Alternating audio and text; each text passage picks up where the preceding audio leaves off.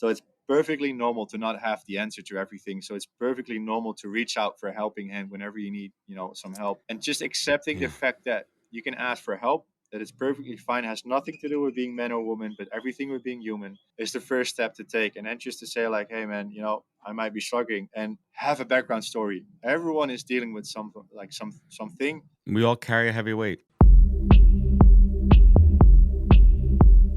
Welcome to the podcast, where we introduce you to incredible humans who share their journeys with the mission to inspire you to harness your own inner tenacity to drive your life and career forward.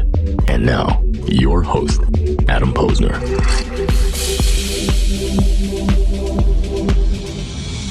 Hey, everybody. Welcome back to the podcast, where I bring you the best and the brightest in the world of business, marketing, and personal growth and journeys to help you harness your inner tenacity and drive your career forward. Folks, I have a good one today. No, I don't have a good one. I have a great one today. My guest on the podcast is Anton Newtonboom, also known as the Barefoot Dutchman and the Barking Dog. He spent 10 years in the Dutch Army and went on 3 tours of Afghanistan. After struggling with his own mental health, he ended up on top of a cliff in Sydney and witnessing firsthand what it does to others. He found his way out of it is now better than ever before because these experiences felt a burning desire to make a difference. And now he is walking extremely uncomfortable barefoot across the country to break the Guinness Book of World Records to raise awareness for mental health. We're going to get to it. I want to talk about him being the only person, right? Only person to get to base camp Everest barefoot. Yeah, that's crazy. We're going to get to it. And he started this journey on the 17th of February. We're recording this on the 22nd of March. Started in Santa Monica. He walked all his way to Vegas. And if anybody knows that drive, that walk, it's Thank pretty you very much. Thanks But for let's having get to it. Anton, welcome to the podcast, man. Thank you. And I want to give a quick shout out to Amy Mallon for connecting us. And I want to give a massive shout out to Movember, which really brought us together. Tremendous supporter of that cause.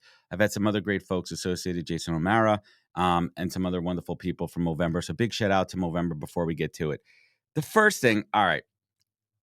I always kind of like, this show I was telling you before is about career journeys and life journeys. You served in the military, and thank you so much for your service and giving to your country and protecting the good and righteous out there. Enough, but my dad what is did your parents a graphic do for a living? designer. He had his own company, and he was really successful. He still is, but a bit older now. And my mom was mostly working with him, and at some point had a modeling agency as well. So she started her own company. So yeah, they did really well with having their own companies. Interesting. How did you always have a They were path of definitely going into the supportive. military? Was that something It they were was never my supportive of? intention, but then, yeah, bit of a story too. One of my brothers was in the army, so as a young boy, like my brothers are way older than I am. I'm the accident. Yeah, happy accident. I got Happy a accident. bit of a sense of what it means to be in the army, and I was actually going to go to the States, do high school, do college there. I had this big dream of playing American football, but then my dad's company actually went down. Everything was still in private, and lost everything they owned. And so I decided, okay, so then it's time for me to work. I was still living with my parents. I had the experience of my brother from the army. It's like, well, I was traveling a lot. It's like, okay, then I'll get a sense of an adventure. I get paid to travel. I always felt like as a young guy, I want to experience what it's like to be in the army. So yeah, for me, it was an easy choice then just to join the army and yeah, check that out. And for everyone out there, compared to the United States, we have our hands in shit. We're in everything. We get involved with everybody else's problems. But the Dutch, how Same. active? So wherever the States go, the Dutch go. So we're all part of NATO. Yeah. So whichever mission is there, the From Dutch NATO. join. Yeah. Of course, we're a small country, but for a small country, we have like a pretty large army compared to the people that live in the Netherlands. And we always like to be the good kid of the class, front row. So yeah, we're always there. Well, we appreciate the allyship, and you certainly have had your share of battle, 3 tours in Afghanistan, and I've had many veterans on the show, and I can imagine, but I can never relate. I can never understand the physical and mental stress of what it's like. And obviously, there's different roles within the military. There's frontline soldiers, there's folks in the back, there's logistics, there's people in the offices, there's everything in between. But no matter what, everyone carries a weight and a stress. Talk to us a little bit about what you I did was in the mostly in military. the infantry, What was your rank? so What was your position? What did you do? like a light machine gun carrier. I was, yeah, like I said, I was there for 10 years. I never decided to go up in rank because I knew going up in rank you get the less fun jobs. I knew I didn't want to have a career within the army. Like I was actually supposed to be there for 2.5 years. I ended up staying for 10 because I just had a good time as well.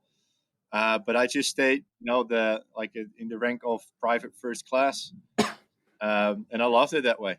I had all the adventure, I had all the fun stuff, going on the exercise and stuff. Not a lot of responsibility other than just doing my own job. Loved it. Yeah. And So did you, if you don't three mind me tours to asking, did you see Afghanistan, active and as an battle? infantryman, this is when you go to Afghanistan, you do the stuff you mainly see in the movies. So you go in, yeah, you go out into the towns and the villages to do the foot patrols, and yeah, we had our fair share of again what you see in the movies as well. Not a lot of really big firefights. We had a lot of explosions. Um, yeah, that definitely puts you back into perspective on Mm, how precious life is. much. So let's give everyone a little perspective there. And I can't even imagine it. Listen, I sit in an office all day, but every day that you went out to work, there's a chance that you're going to die. There's a very high probability. You're putting yourself at risk. How do you even start to? I mean, listen, you signed up for this. You knew what you were getting into. You know that's the job. That's in the job description there to put your life at risk to protect your country and protect it. The free world out there. How did they teach you any mental health tools and tricks in basic training? Like, what prepares I, you don't, I don't to think you can have that actually soldier really mindset? prepare for the real deal. Of course, they can set up scenarios, but the feeling you get when uh, work really starts, let me put it that way, then like you don't know how you're going to respond till it actually happens. Like there's a whole Yeah, different set of like adrenaline that comes to it. Um, for me, they kind of like they teach you how to shut off your emotions. So whenever that's it, like you just drill. like just So completely blank for every screen. sound, for every scenario, there's a drill. So you just don't think, you do, which is good. That's what you need in those scenarios. Like don't think too much, just do, act, and then think, second. Of course, not in every scenario. Sometimes you need to think, okay, what's the next step? But I think that was like the main thing. Like respond to the situation, do your thing, without having too much emotion around it. And I think that's the one thing they did really well. Like shut off your emotion, do your drill. Um, That's crazy. And it's important, right? Because it's not just you out there. You need to be on point and sharp for the rest of your 100%. So team. that's The the weakest main link reason why you could do be it. So you know catastrophic. exactly where everyone's at. You know exactly what your job to do is in that point. So other can rely on you knowing that you're going to do your job as well. So it all has its 100% perfect effects. When it comes to doing the job. So I was like, we have very good training.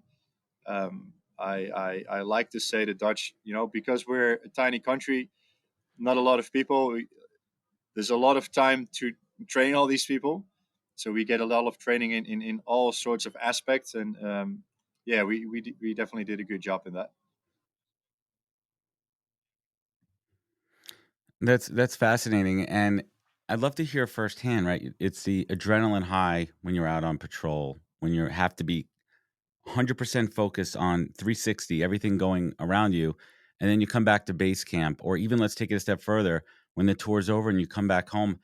How do you come down from that adrenaline? And correct me if I'm wrong, that probably added a lot Um, to the to I to think the at deterioration first, of your mental health.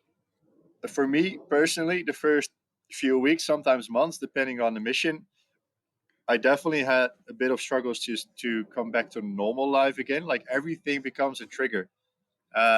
Even when you go out, which I still did, I was pretty young. You go out every weekend, and if the classic story, someone bumps into you by accident, but you're on your Right. toes straight away. Like, who are you? What do you want? Yeah, yeah. Trigger And happy. for me, luckily, that slowly just started to fade. Like I didn't know how to do the work. I didn't know how to deal with it other than time is going to pass and it will be better. I got lucky in that sense that my brain is wired in a way that that part of my life I could process myself, and it just became normal again. Where a lot of my buddies didn't. They got stuck in the overthinking and yeah, reliving the scenarios.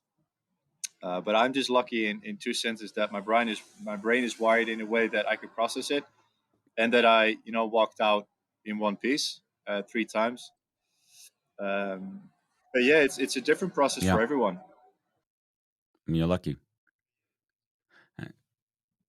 But when did you realize though that you something wasn't right, that you were maybe not the same, or maybe you weren't processing normal things the right way? And I'd love to, Yeah, so for kind of me, tell it that didn't story come when you're until on that much, hilltop much in later. It's like Sydney. years later. So after 10 years, I decided to leave the army. I was traveling a lot already, and while traveling, fully realized, the 5-star life I live right now in a luxurious country like the Netherlands. It's beautiful. I'm super grateful, but it's not my type of life right now. I'm a little bit more happy with a little bit less, so I got more space to actually live and go on these adventures. So sold everything I owned. Eventually started this trip in Australia and never left. And Wow. after a few years of living in Australia, I think for me it started with um, just everything that can happen in anyone's life. So for me, it was Murphy's Law. Everything landed on my plate at once. So I had a heartbreak, which is, regardless of what the background situation is, it's always one of the hardest things to have to go through. At the same time, financial pressure, because I did sell my apartment in the Netherlands, but definitely not at, the right time. But I didn't care. I was young. I was like, I was going to travel the world. Yeah, that's it. Which left me with a big You just financial want to get debt, rid of it. something that a lot of us have to go through as well, that financial pressure. And with that financial pressure, I came to the feeling, okay, because so now I'm stuck in this life that I have here. And I was working in construction, and not saying that construction is a bad job, but all of a sudden I was like, whoa, but this is definitely not what I left the Netherlands for. But really feeling stuck in that situation because of the No. financial pressure. And that got me thinking so much. Like I started to get in this negative downward spiral of just talking really badly to myself. I got myself in that position. Um, that my body Negative started to self-talk. respond. So Mm. all that negative thinking, my body started to get into this constant fight or flight. I didn't know back then, but like hyperventilating, panic attacks. Panic attacks became so severe, it started to feel like I was getting like a heart attack. And on top of that, all of a sudden I could just burst out in tears. And I didn't know where these tears came from. But as a guy, as a man on a construction site in Australia, showing tears was definitely a no go, of course. At least that's what I taught myself. Don't cry, man up. Which meant I couldn't work anymore.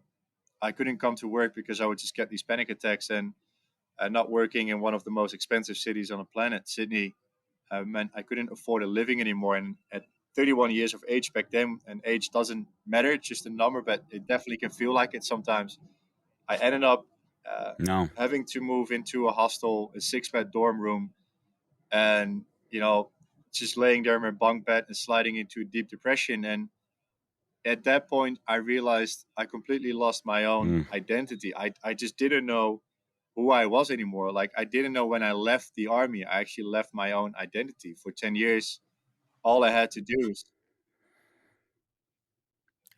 But why? But why? yeah, It was yeah, so tied, right? Like your and identity was tied to being a soldier.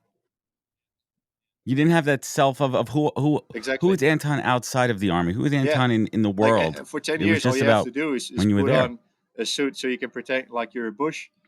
You have this very goal driven life. You're always working towards something, and now all of a sudden, I was like really free, which is like a good feeling. But I had no sense of direction, no Hmm, sense of what I could do. So yeah, like it's all heavy. of that came together, and yeah, I really got stuck in this negative thinking, and I didn't know how to deal with that. It got to the point where How bad did it get? um, I I didn't feel anything anymore. Where I was usually the point where like, other people would come to me if they had problems, because I was always the guy full of life. Like, look at how beautiful this view is. Look at because Hmm. of Afghanistan, I knew life could be over within a second, so I was fully appreciating it. And now I was this empty shell, and I was getting frustrated because I was living in Sydney, the most beautiful beaches in the world, and I knew I had to feel something, but I didn't feel anything anymore. And the people around me, all my friends, I started to push them away, or they just didn't really want to be around those negative clouds. So I wanted to feel something, and I decided to hike up to this cliff. Sydney, all of Australia, but especially Sydney, has these beautiful viewing points on top of a cliff. Just to go there and feel, to enjoy something. And I climbed the fence, and which you do there, like it's quite normal to enjoy the view. And as I got closer to the edge, again, I didn't feel anything. And instead, I looked down. I could understand why you can take that very last step. And saying that, I didn't feel like I want my life to end. I didn't want to die, but I just wanted that pain and that long dark tunnel ahead of me to stop. Um, and luckily, the thought process scared me a lot, and I stumbled back and I climbed back over the fence. And there's a very long fence, and like every few meters was a sign saying, if you're in mental distress, call Lifeline. We're here 24/7, because there's a lot of people that actually do end their lives there. And there Well, was, yeah. But funny enough, even it in was a that sign. moment when I Literally, read that it was a sign, sign. still on Yeah. the inside, I was kind of like laughing to myself, like, mate, you don't have a problem. You're a man. Like, you will solve this yourself. And yeah, exactly. Yeah, Toughen up, right? exactly. You're better. You're Yeah, thicker than this. You're yeah. trained That's for what I this. Get thought. over this shit. Toughen up. No, but were you chasing a feeling of trying to feel something? Like you just felt numb. Like I need to feel I feel I Yeah, need to feel in like danger. I need to feel anything, some type of anything than emotion. just feeling empty and depressed. And like it's hard to explain that real feeling, but it's like this numbness that you have. Like you just I was just pacing up and down the beach for 8 to 9 hours a day. That's all I could do. Like it was a stretch of 2.5 Ks, which is maybe like a bit over a mile and a half, something like that. I just paced it up and down, and Right. that's all I could do. That's all I could do. And I would just come back to the hostel. I would sit on the couch. There's a Mhm. living room with all these, young backpackers around. And I would just pass out, because then I didn't have to deal with the night or having to be social. So I would just fall asleep on that couch in the middle of the living room. And that was my day. Um, I didn't feel anything else. Wow. How I did you know still that have you one needed very help, and good what was friend that first left step? that I luckily knew from the Netherlands as well. And she was seeing this mental health and spiritual coach for a long time already. And with a lot of resistance, where normally I would be the guy to make jokes about all these type of stuff, like go hug a tree, or float away on your magic carpet, very far out of my comfort zone, let me put it that way. I eventually said, you know what, I'll come. Like, she kept saying, like, come with me, maybe she can help. um, and with a lot of resistance, like, you know what, I'm gonna come, just to be done with you, whinging about me having to come. Hmm. And when I saw the coach, I told her as well, like, I'm not coming back. I don't have any money. Just give me something to hold on to, with that mindset. Um, and she did. She gave me two things. One was a book, Mindfulness, Finding Peace in a Frantic World. And the other was an app called Headspace, a meditation app. And again, with a lot of resistance, I started to do things like, thinking by myself. I had to chew on this raisin. I will never forget. I had to chew on a raisin and go through like all the senses. I was like, what the hell am I doing? I'm Raisin. chewing on a raisin. Yeah, It was yeah, yeah. focus, right? It was And focus. and and It like was with the focus meditation, all exercise. of a sudden I had to find a spot, a quiet spot by myself. And I was thinking, like, this is the last thing I want to do right now. I don't want to be by myself and just be for me all mine. Um, but then I can't meditate. after a while, I started to realize, but hey, I'm pretty sure I just didn't think about my own problems for a few minutes. And that was that first moment I started to Hmm. realize, okay, so this is doing something. What else can I do?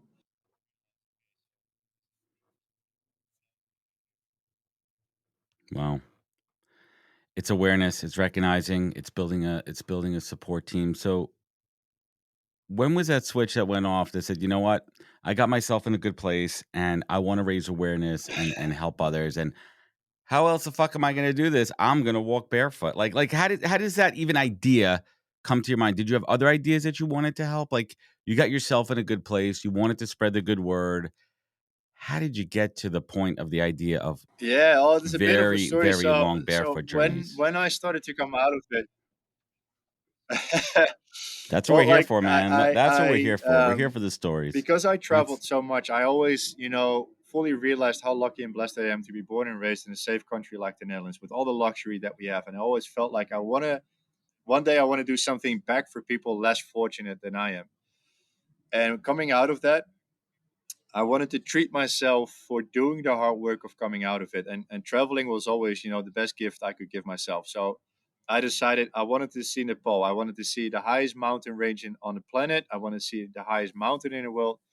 And by going to Nepal, I figured, okay, these people, are definitely not living on top of the world. They might do in the mountains, but they definitely need some help. So I want to do something for these people. And one last ingredient was that the army, really teaches you a lot of things. But what they definitely taught me is all that whenever you think you're tired or you're hungry or you can't go any further, that's when they say you're only at 10% of what you can actually achieve.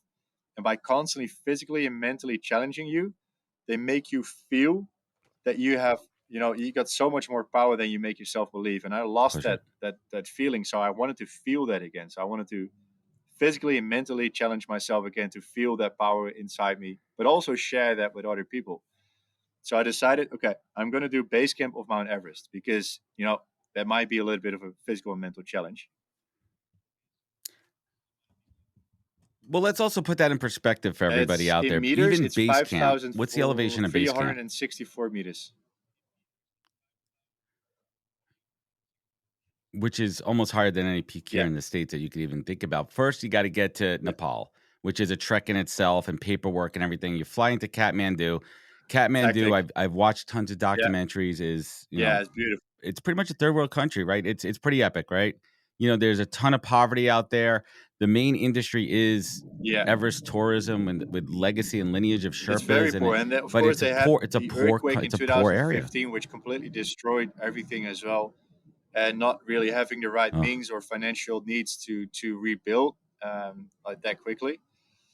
Um, and then yeah, base camp.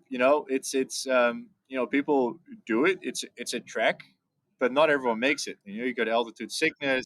Yeah, it's just to base oh camp. yeah, it's just Yeah, itchy, and it's like you can terribly train as much as you altitude want, sickness but is if it awful. hits you, it hits you. So but then still, I was thinking, base camp Everest, yes, it's a physical and mental challenge, but it's not very out of the ordinary. I was thinking if you want to raise funds and awareness for something, you're going to have to come up with something better than just walking to base camp of Everest. And living in Sydney, living in Australia, walking barefoot is a little bit more in the culture, like I was just walking barefoot without thinking about it. That's it. And It's what people one of do. these days I was just walking home barefoot and all of a sudden I thought by myself, you know what? I'm pretty sure no one's ever done base camp on Everest barefoot because why would you? Like it's super uncomfortable. It's going to be painful. It's going to be challenging. And as soon as I thought about challenging, that's like when that eureka moment came. Like, okay, I'm going to be the first person ever to do base camp of Mount Everest barefoot, and that's going to do the trick of getting the attention to raise awareness and funds. And yeah, did the trick. Uh, of course. No, not really. They, I, Did I anybody mean, try to talk you out of it? by that time as well, like people knew, They- especially before I got into like my mental health chapter. I am an adventurous guy. I love seeking, the edges and, traveling a lot, always looking for different things to do. So they knew as well they could, try to talk me out of it, but they kind of liked the idea of, you know, yeah, like this guy. We're gonna go with it. So I need to ask you just a couple of questions here. oh no, Are you I usually always barefoot, or like are there use times when you shoes. wear shoes? So yeah, oh for sure, Right. So typically you're for on sure. shoes when you're on Yeah, yeah, yeah. airplanes and walking around and you're going food shopping and you're going, yeah, and this is special. So I can't even imagine, right? Like if I'm just, I'm pretty sure that I could walk the mile and a half from where I am Yeah. now in my office to my house barefoot. I'm pretty sure I could do it. It's going to be painful. I'm going to step on some shit, mostly sidewalks. There's going to be a couple little rocks here and there, maybe a shard of glass here. But Everest Base Camp, I mean, what was the distance that you walked So on the total completely distance is rugged about terrain? 70 k's. which is not even, like it's a lot, but it's not even that far. But of course, it's the elevation and the type of terrain that you're in that makes it very challenging. So the first, so like there's Set like it up. let's What, say what were three you walking layers. on? So the first base layer when you land on Lukla, which is known for being the most dangerous airport on the planet. Um, it's like a very short runway on an I've seen it. angle. It's crazy. But like a lot of accidents happen there if there's any cloud, they're not flying. So it was like an adventure already. And the first, like let's say, layer was a lot of towns. It was like sort of a normal walking track. A lot of people go there. It was mainly mud, donkey, horse, and yak dung. Like just poop. And at first you would just yeah, shit everywhere. Like they're not Ugh, being taught just to just shit shit outside everywhere. of the path. No, it's just right on the path. And at first you try to avoid it, but at some point it's No. like, well, I'm doing extra mileage right now. Like I might as well just walk through it, and it actually became pretty soft on the feet. What's actually moisturizing, right? That's part of yeah, yeah, Well, it's yeah, actually exactly. It's quite good moisturizing, for the right? That's skin. part of your foot care routine. Don't recommend doing that on the streets though. Um, no, but No, not in New York. yeah, he needs Your attention friends will again. look at you funny. They'll be like, "This guy needs um, some help." yeah, yeah, here he goes again. Look at Adam walking through the horse shit. um, There he is. but then you like the higher you get, like the less oxygen in the air, so the vegetation starts to disappear, and it becomes a bit more bare rocks. Mm. And that's when it becomes like a whole lot more challenging. And temperature wise, I waited until the end of the season, so temperatures would go up a little bit. But at some point, you get to I like was the gonna highest ask. bit. It's just bare rocks and ice. Like the ice was not on the actual footpath itself, like it was on the sides, but still, you know, cold. It was challenging. Well, I mean, it's tough as you are though. You can't you. There's certain scientific facts that their hypothermia will kick in at a certain point. Yeah, Unexposed exposed skin will be I suspect to that. I How did you think protect your feet two against things. So like when hypothermia? I started in the morning, like I needed 20 or 30 minutes for my feet to actually just I think the blood flow would start, and your feet actually warm up a little bit. So I just had to push through that first bit, and as soon as I had a pace, it Mm. was okay. I think I got lucky with the temperatures. Like in the morning, the ground was still frozen, but during the day the temperature would go up, so I was okay, and it was dry. If it gets wet, then you're screwed. But That's important. it was just a really dry cold, so I was okay with that. I think the biggest problem is when your feet are that cold and they're so sore, all the rocks you step on. There's a lot of Dutch curse words that I'm not going to explain what they mean, but they were going through that entire valley every single day. Y- Yeah, That's a. that's the But is that challenge is I that was the looking pain you were for, I think. chasing? You don't want the pain, but at the same time, that's the pain that The makes it physical into and the mental challenge challenge. that gets the attention. If it was going to be easy, then we wouldn't be sitting here talking to each other. It's the fact that it's so out of the ordinary and so challenging No, that no. also shows that our mind and body is so much stronger than we make ourselves believe, and going through that hopefully shows other people as well that regardless of what life is going to throw at you, physically and mentally, you're so much stronger than you make yourself believe. Yeah. Hey, everybody, I want to talk about a product and platform that I absolutely love and our latest sponsor, Interseller, the prospecting and outreach platform of choice for recruiters and sellers. Whether you're doubling down on business development or recruiting talent, Interseller does all the heavy lifting of finding contact data, automating the email and follow up process, and syncs all that rich data into 20 plus CRM and ATS platforms. Reach out now and get going on a 2-week free trial and let them know you heard about it from Adam on the podcast today. Check out the link on the website. Appreciate it. Damn, man. I love it. And just because people are going to be asking, like, I'm sure your feet took a beating that no one could ever imagine. And what was the worst kind of cut or injury that you I think the you know worst feel. Do you know, went through, like, and how'd you deal with it? have you ever played with Lego?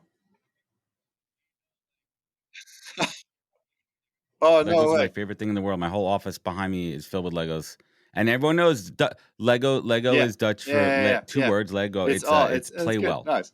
So, like, You remember, like, like when there's that one loose of oh, 40 years it's of like, playing Legos, my friend. 40 years of Legos. yeah.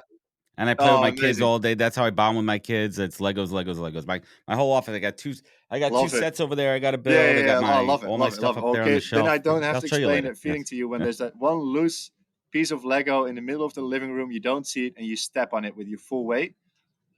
That's what happened constantly. So you just, I had this full backpack on. I was going up and down the mountain, and then my full weight on my, like, the backside of my foot would step on this piece of Lego, like a sharp piece of rock, and I would just explode. It hurt so much, and it just, like, you don't get wounds of it, but like the nerve endings on your feet just get busted every time you do it. So like you just get the shots of pain going through like your entire leg. Well, it's definitely not fun, but it's that's at some point you kind of laugh it off and you No. keep walking again. I So it's kind of funny, like you see those people that do like the hot coal challenge, right? They're walking across the hot coals. I'm like, that's his warm up. That's his. That's what Anton does for a warm up here. So let's fast forward. You accomplish Everest. You start to gain the attention that you Yeah, see. This is now a platform that you could really use, and you're in a unique position where it's not no, it's not about the world records. oh yeah, And I'm sure they're a good bar yeah, story, right? They're a good story to tell, on a date or a bar or to your buddies, right? That's kind of cool. Like, hey, I'm a Guinness Book of World Records holder. It's yep, also like you're the stupidest motherfucker out there for trying to walk Everest, right? Like, but now we talk about taking it to the next level. How did you align with the Movember movement? yeah. And So I want to get into why that's so like that powerful and that base important, camp and Everest then was we'll get like to the your mission you're typical on now. Hollywood movie moment where when I reached it, I touched this big ass rock that was there with the height, and I fully realized I got something here. It's a simple now, like I call it a paperclip moment. It's as simple as using your two bare feet and willpower that can create a change for Ah, someone else. So that's pretty much where the Barefoot Dutchman is born. And coming back from it, I still had things to deal with. Like I wasn't fully out of the clear, and as I started to process in my own, um, you know, right. coming out of it, I started to dig into the numbers of what mental health actually means, and especially men's mental health. We still live with this very outdated belief that showing emotion and vulnerability is a weakness. Don't cry, man up. The opposite is true. It's courageous. It takes courage to speak up, and I I felt as I was thinking about it, and as I looked, like in Australia, for example, it's the number one cause of death for men from age 15 to 45, and that number is rising. It's the same in the Netherlands. Oh, same. Not even heart disease. And Not even same in more the than heart Netherlands. Same disease. in America. It's, I think, right now the Oh, number two and number three cause of death. Yes. after gun violence in the U.S. Yeah, That's a whole other again, freaking. like That's a a whole lot other of story, things that but happen tied to here in the mental US health, are related to nonetheless. mental health, but it's not like the main cause. But I know in the States, every 14 minutes, one man dies of suicides. Worldwide, that is one man every single minute. So every single minute of this conversation, we have lost one man, and it's preventable. Like it's I crazy. can't even. I can't even wrap my head around that, man. I can't even like you. It's preventable. Yeah. It's listening. It's being an ally. It's looking out for your buddies. I mean, I think that's the biggest thing too. And luckily, I'm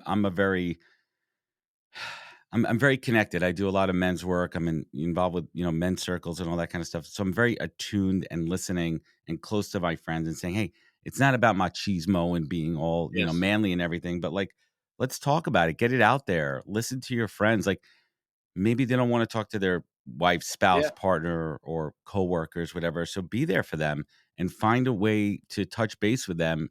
And it's not like, hey man, it could be as simple as, hey, just checking in with you. Like, are you That's good? it. Like things okay? That's it. Like I'm here for And you. Like how can I sometimes help you? when we see a mate that he might be struggling, you never know. Like on the outside, it hardly ever tells, but sometimes as a good mate, you can feel. But then we feel like, oh, I'm not sure if I'm allowed to ask that question because I haven't been through anything big enough or something like that. But always ask the question. You don't have to be a psychologist or a mental health advocate or whatever. Like just ask the question, um, and you don't need to have any perfect answers. Just for that person to have a listening ear or someone just to vent to is everything that's needed in that first moment to be heard, be seen, be felt, and on the other side as well, like I know how hard Yep. it can be to speak up and to firstly accept that you might have something to work on.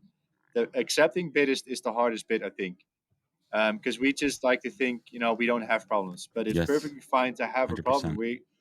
We all do this life for the very first time, so it's perfectly normal to not have the answer to everything. So it's perfectly normal to reach out for a helping hand whenever you need, some help, and just accepting the fact that you can ask for help. That it's perfectly fine. It has Yeah. nothing to do with being man or woman, but everything with being human is the first step to take. And then just to say like, hey man, I might be struggling, and I in the Netherlands we have a saying like, I will put two hands in the fire for it. Like just knowing you're very sure about this, but I know for sure as soon as you do, one, you feel like that first sense of relief, like, oh, it's out of your system, and two, you'll find out that everyone in your close friend groups or family have a background story. Everyone is dealing with something, Hmm. like something.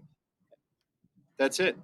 It's perfectly normal, and We all you'll feel carry a like heavy weight. immediately like you're not alone. You're not alone in this process.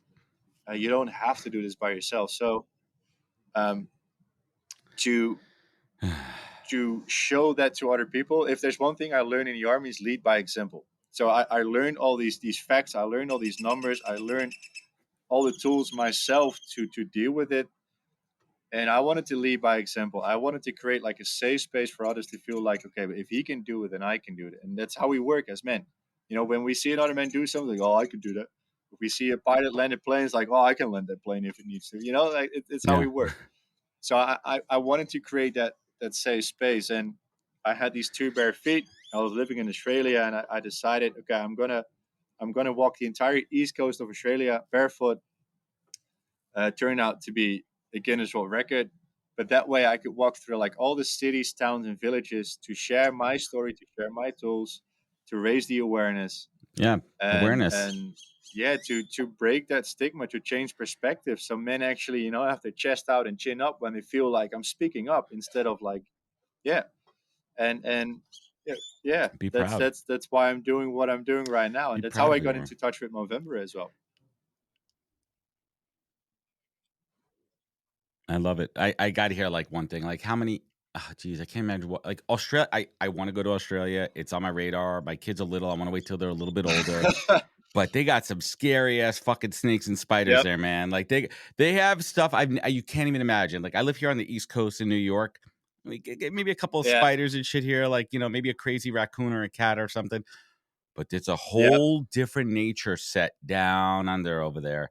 Like you're walking like those things come right at your feet, man. At least like if you have shoes or sneakers on, you got some kind of barrier. But like, tell us just one crazy like animal, Well, snake, I bug I kind of mainly story, saw man. When dead you're snakes walking, because they go on the road to warm up at the start of the end dead of the day. snakes. So after 100 dead snakes, Oh, they get and smashed. they've got the most poisonous snake in the world in Australia, and they got the most deadly snake in the world, which is two different things. Yeah, yeah, and they're all out there. I saw Great them dead on fun the side of the fact. house. I was like, yep, I know they're there. I had to pitch my tent next to the highway every night, so I knew they were somewhere around my tent. But I only saw that one, so at some point I just I kind of lost that fear a little bit. The craziest story is actually about men's best friend. I love dogs. They're my favorite thing on this planet. Oh, But in Australia, they bred this new, right. is that right word? Bred, yeah. This other type of dog, which is used for Yep. hunting. Bull Arabs are the names, and Uh oh. it's like I don't know, Like a like it's like wolf dog all sorts of kind of hunting dogs into one Wolverine. massive cow of a dog. Like it's like a calf, like the side of a calf. And I was, Sounds safe. crocodiles is a thing as well. So I could only go into this river, like these creeks, to swim, cool down a bit if the locals told me.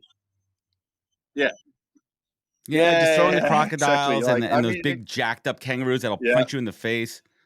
And then they'll kick you in the No, you'll junk. love it. Like You'll they're love it. terrible. What You the never hell's want to wrong go with home. Australia? I don't want to go there. I changed my mind. um, yeah, Like, I went into one of these creeks that I got told like you can cool down there. It's nice. There's only freshwater crocodiles. They still get up to like 3 meters, but they won't eat you. So I was in there, and maybe. they'll take your arm off. Yeah, I'll just wrestle them. That's okay. You But punch them in the I face. got, at some point I turned around. I had Yeah. this trolley that I had all my camping gear in, and Yeah, Wilson was his name. Yeah, And I've seen you pushing that.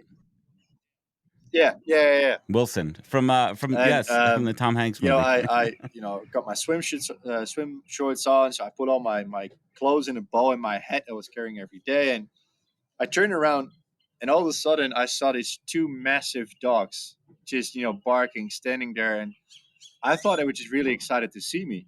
So I got out of the water, What the and I fuck? wanted to walk towards my trolley that was standing there. And I took a few steps towards them because I thought, like, I want to pet them. That's what I do with dogs, with all of them. But I know that I've been with dogs my entire life, and I know dogs' behavior as well. And I realized straight away after 3 missions in Afghanistan, this is probably the most, I'm not sure if I can say it, but fucked up situation I've ever been to in my life. Like, oh, definitely You not. thought They these were dogs were like, ready I to kill. saw They their were just behavior, not like they backing were, away. like the foam was just going everywhere, like, and they were getting into like their hunting behavior. No, these are So the rabid youngest dogs. one was going to one side, the older one was going to the other side, and I know the first one always like latches on, and they will start tearing the flesh, and the second one goes Oh for your man. throat to kill the animal. And I knew now this is what was going to happen with me. There was nothing I can do to it. And they were like getting closer and closer, and I had my hat with my clothes in one hand. And at some point, I from my training, I know, okay, what's your breathing? As soon as you slow down your breathing, you get more clarity. You know what to do. You get your focus back, and just Focus. in time. So the first dog went for my arm, and I knew how to like press my head with my clothes in his mouth. And I let go, and I just made myself as big as I could, and I started screaming, like making sure he knew I was not like a kangaroo. And for 1 second, that they backed off for a little bit, thinking, "Okay, what the hell is this for some weird of animal?" And that was my moment to like keep looking at them, but take a few steps back into the water. And I got really lucky. For some reason, they ran off, so I think my scream was pretty good. Um, but usually they don't stop until an owner Yeah. says stop. They start like tearing flesh until the owner says stop. But there was no owner, so I Right. think maybe they heard something and they ran off into the bush. I don't know what happened, but I got lucky there. That's for sure.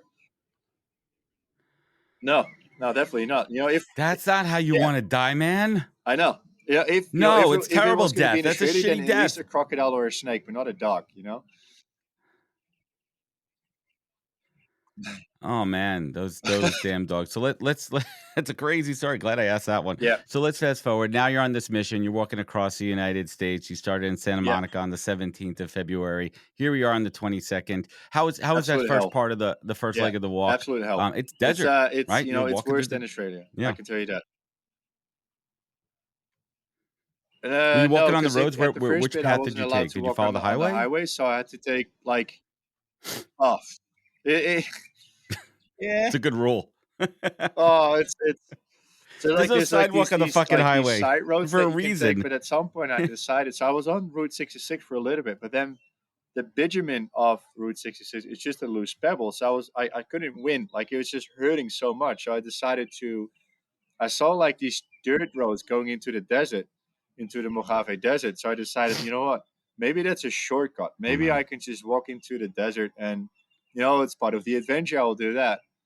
And the first maybe mile or so, it was like loose sense, like, oh yes, I made the right choice here. But then I was like in the desert, and there was no way I was going to Feels turn good. around. So like this didn't work, and it turned into a hell. It was beautiful because I was by myself in the desert, but Dude, the roads dude. were just bare rocks, constant wind, like this dry wind in your face. Um, it was terrible. It was so painful.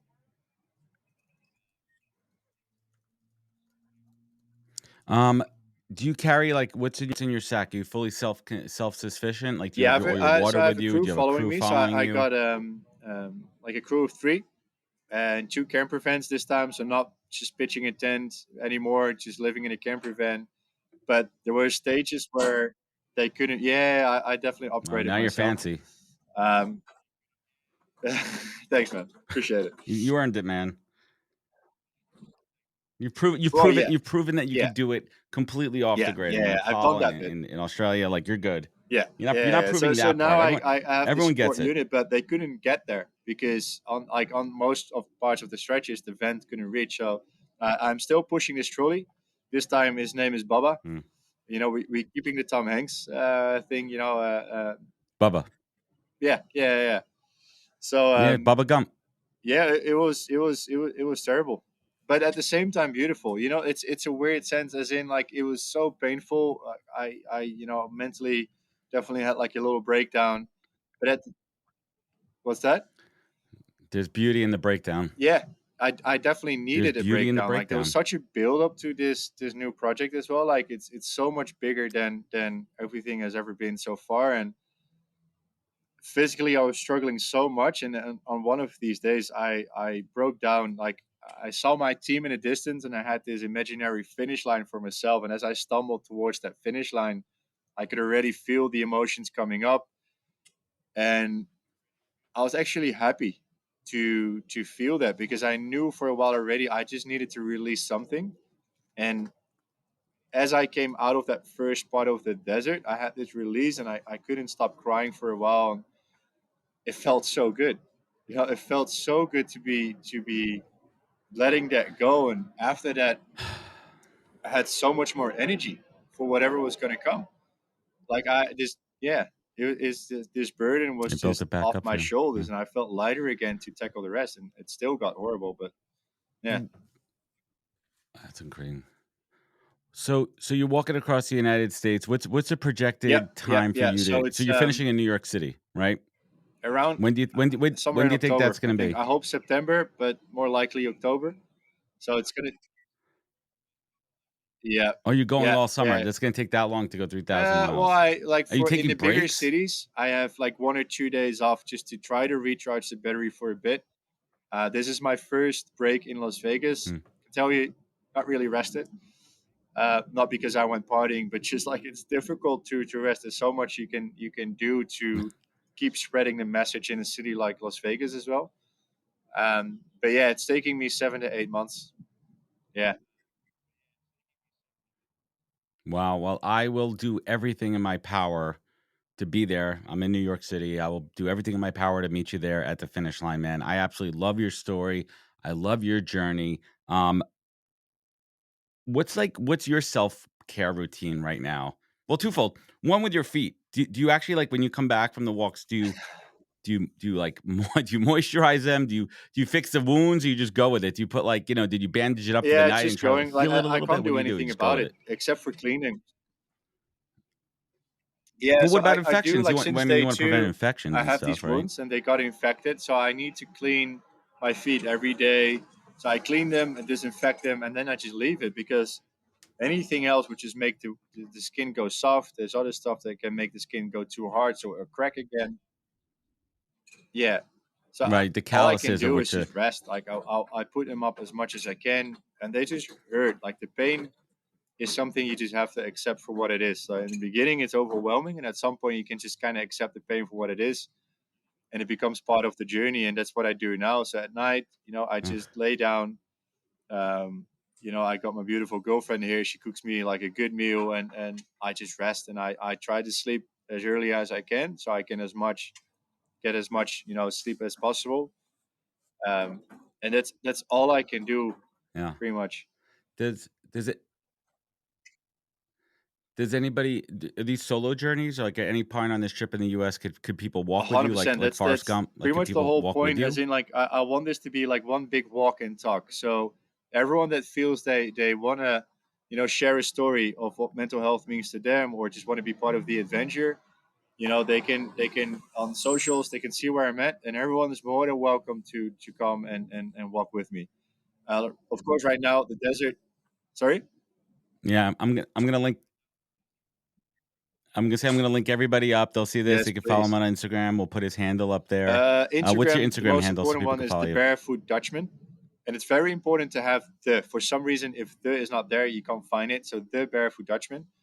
And I think the second most important one is like, funny enough, I hope I can mention this, but I partnered up with a barefoot shoe brand called Barbaric. So I'm walking barefoot, but I actually partnered up with a barefoot shoe brand because the next best thing is walking on barefoot shoes. Like as with a lot of things in life, we try to force ourselves and our feet in this case into something that doesn't even fit just to look good, Hmm.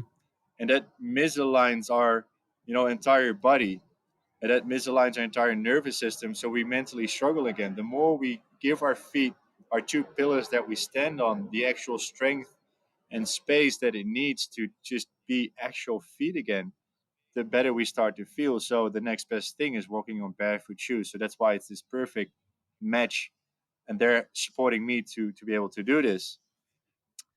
Um, yeah, yeah, they're I called love it. And we barbarics. support They're them too. amazing, You know, and together we came up with Brave Men Talk. It's just not it's here Brave Men Talk. That's our campaign, we see and it. on bravementalk.com you can find all the information about what we're doing. And